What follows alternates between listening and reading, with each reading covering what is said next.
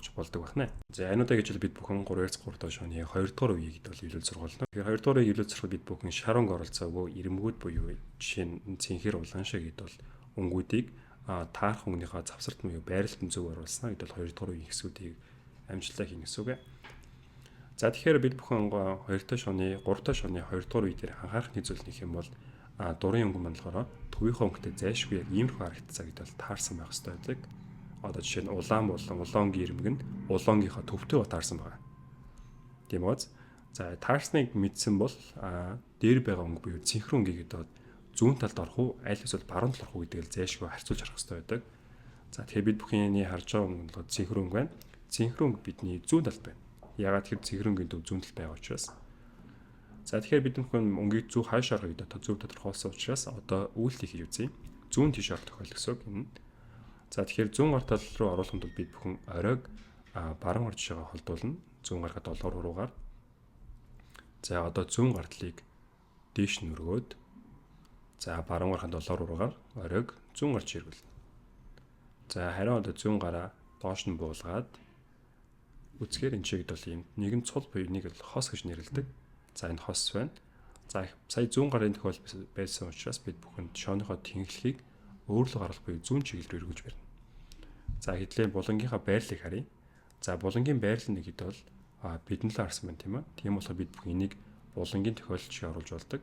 Оройг зүүнш нэргүүлээд баруун гартлыг дээш нь өргөнө.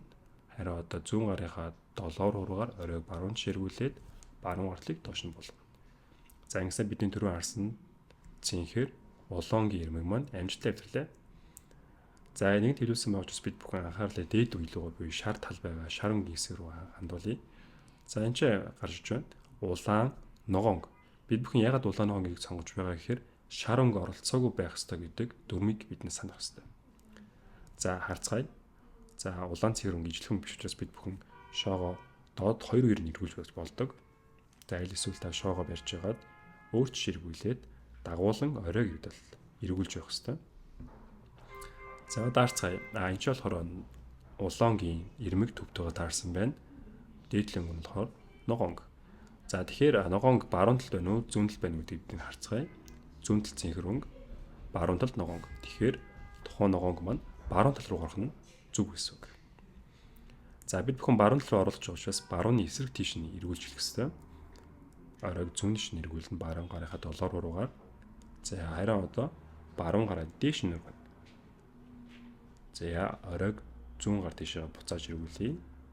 За харин одоо баруун гараа доош нь болгоно. За бид бүхэн баруун чишээ оруулж байгаа учраас тухайн шооныхоо тэнхлэхийг баруун чишээс хэвлэх гэсэн үг. Тэгэхээр баруун чишээс хэлье. За энийг харцгаая. Энэ чигд л хос маань өвссөн байна. За энэ удаа болохоор арай шин тохиол байгаа ш та бүхэн санаж магадгүй. Гэхдээ энэ болохоор булангийн тохиол зөв зүүн талдаа өрсөн байгаа гэсэн үг. За тэгэхээр оройг болохоор бид бүхэн энэ доош оруулж байгаа учраас эсрэг тал руу буюу баруун тишээ оруулна. Баруун тишээ төлөх хэрэгтэй. Зүүн гарынхаа 7 руугаар. За харин одоо зүүн гартлаа дээш нь өргөлөө. Баруун гарынхаа 7 руугаар оройг буцааж эргүүлээд зүүн гартлыг доош нь болгоно. За ингэснээр бидний ногоон улаангийн ирмэг маань амжилттай хэвлэлээ. За анхаарлаа бид бүхэн буцаагаад сүүлийн үе буюу дээдлийн үе рүү анхаарлаа хандуулна. За энэ чигд бол ногоон улбал шоронг байна. За би харъя. Ногоон улбал шатаарсан улбал шоронг баруун талд байгаа тохиолдол. Саяны тохиолдол гоц. Тийм болохоор бид бүхэн саяныхаа үйлийг маш анхааралтайгаар давтан хийнэ гэсэн үг.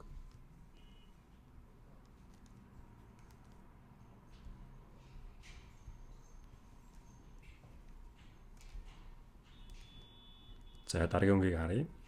Шоронг оролцоо гэх юм бол энэ байна. Цэнхэр улбал шор. За ирмэг маань таараг байгаа учраас бид бүхэн оройг эргүүлж үзээд тэнхлээс уйлаад харъя.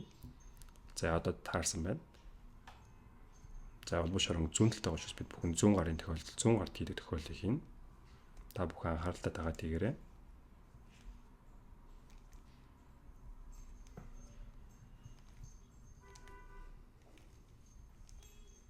20 дугаар хөвлөж болохоор бас нэгэн төвхтэй алдаатай бидний сураагүй байгаа тохиолдолд гарч болдог.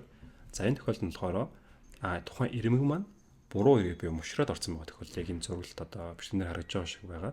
Энэ тохиолдолд засгамдал бид бүхэн энэ дээр байгаа дурын ямар ч хамаагүй шар өнгө байсан ч хамаагүй гэдэл энэ баруун тал руу сольж авна гэдэг л үндсэн ойлголттой байхад болно. За тэгэхээр бид бүхэн энэ өнгийг таарсан байна гэж төсөөлөөд хэдийгээр таар үзсэн бид бүхэн төсөөлөх хэрэгтэй.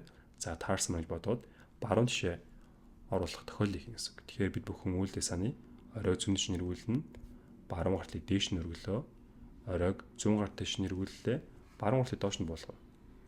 За тэнхлэхээ солиод оройгоо баруун тишээ зүүн гартлыг дээш нь нэрвүүллээ.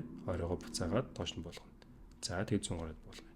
За тэгснэ бид бүхний нөгөө буруу орчсон мушгираад орцсон байсан ирмэг маань өөрөө гараад ирнэ гэсэн. Энэ үед нь бид бүхэн дөрмийнхаа дагуу буюу яг зөв байрал дээр нь тааруулах буюу ирмэг төвүүд нь зөв болох ёстой.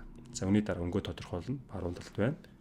За одоо бид бүхэн нэг хийж учраас үйлдэлээ анхааралтай зөв хийхэд болно.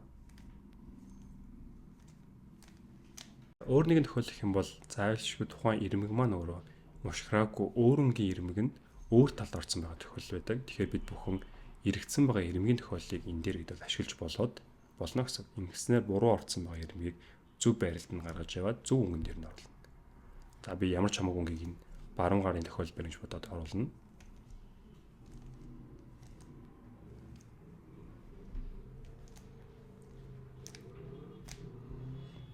За даарцгаая.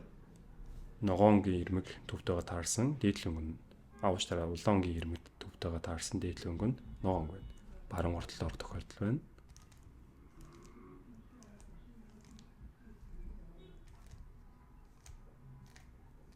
За ингэсээр түрүүнд энд орсон байсан цэнхэр улаангийн буруу ирмэг нь бас гараад ирж байгаа. За тэгээ бид бүхэн тааруулж үзнэ. За зүүн гарын тохиолдол байна.